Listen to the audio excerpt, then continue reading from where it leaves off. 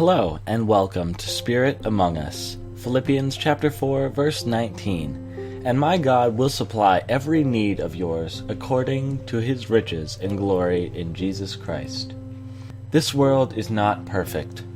It is in no way perfect, and it will never be perfect.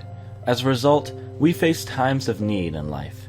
We face times where we feel deprived and where we are lacking in things that we consider are necessary in our lives. There are several levels of need. Sometimes it's the base necessities to stay alive that we are missing: food, water, and shelter. But sometimes it's things that aren't so simple. Sometimes it's the loss of a job, or a lack of finances in life, a struggle to pay bills. Any of these things, all of them represent need.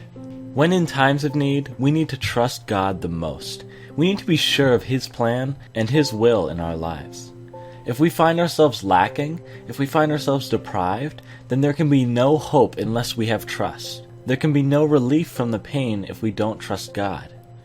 But sometimes even doing this seems like an impossible task.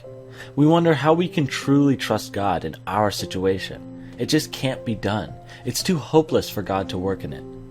When we hit this kind of wall, it's sometimes possible to overcome it and break through the other side when we are trusting God. But when we can't bring ourselves there, when we can't bring ourselves to trust God, what are we to do? This is where clinging to God is the most important. If we can't trust him, God calls us to simply cling to his name, to look at the promises he has given us and just simply hold on to them with everything we have and don't let go.